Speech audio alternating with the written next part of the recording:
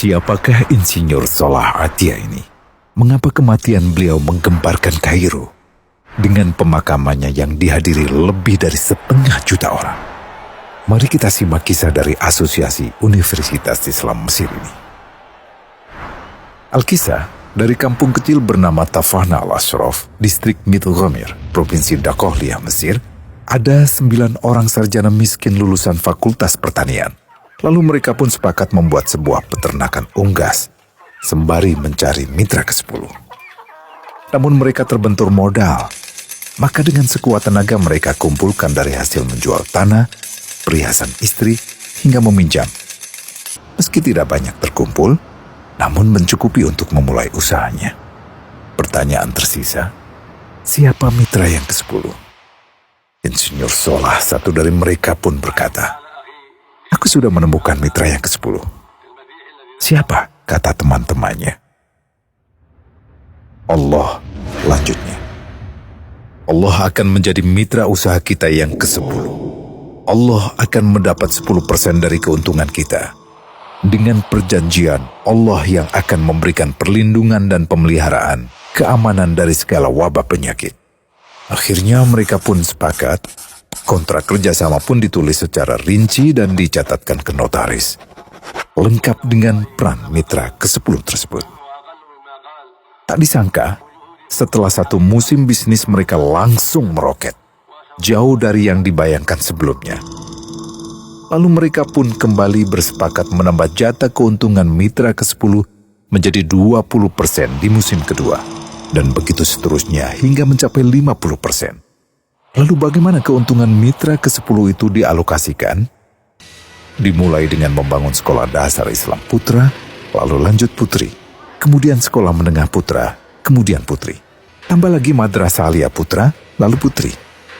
Tapi karena keuntungan terus membanjir, akhirnya dibentuklah Baitul Mal. Dan mereka pun mengajukan ke pemerintah untuk membangun universitas di kampung. Awalnya ditolak dengan alasan tiadanya akses bagi para mahasiswa. Tak berapa lama mereka pun mengajukan pembangunan universitas lengkap dengan stasiun kereta beserta jalurnya dengan biaya mandiri. Akhirnya permintaan ini disetujui. Dan pertama dalam sejarah Mesir, berdirilah sebuah universitas di perkampungan kecil. Semakin berkembang, dibangun pula fakultas kedua, ketiga, keempat hingga asrama putri dengan kapasitas 600 kamar. Lalu asrama putra dengan 1.000 kamar. Tiket kereta api pun digratiskan untuk memudahkan transportasi menuju kampung tersebut. Tak cukup hanya itu, dibangun Baitul Mal berikutnya hingga hilang kemiskinan di daerah tersebut. Dan program ini diduplikasi ke kampung-kampung lain hingga bisa dikatakan tak ada kampung yang disinggahi Insinyur Salah kecuali akan dibangun Baitul Mal untuk warga.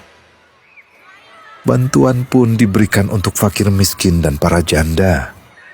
Pemuda pengangguran pun dilatih untuk mengelola perkebunan sayur hingga mandiri, bahkan sampai bisa mengekspor ke negara tetangga.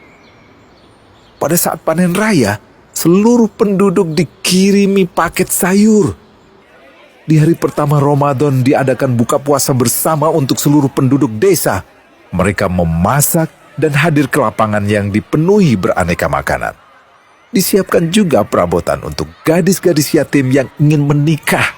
Dan ini semua merupakan sedikit dari banyaknya kebaikan yang dilakukan oleh Insinyur Salah. Hingga pada akhirnya disepakatilah keuntungan perusahaan 100% untuk Allah. Insinyur Salah yang awalnya adalah salah satu mitra usaha berubah menjadi karyawan Allah. Dia hanya menerima gaji, namun dia memberikan Tuhannya syarat agar membuatnya hanya butuh kepadanya dan hanya meminta kepadanya. Inilah sosok Insinyur Salah Atia, aktor utama kisah menakjubkan ini. Keikhlasannya membuat ia sama sekali menolak terkenal di media massa. Dan kini, meski orang yang melibatkan Allah ke dalam bisnisnya ini telah wafat, terbayang seluruh amal jariahnya yang selalu mengalir untuknya. Masya Allah.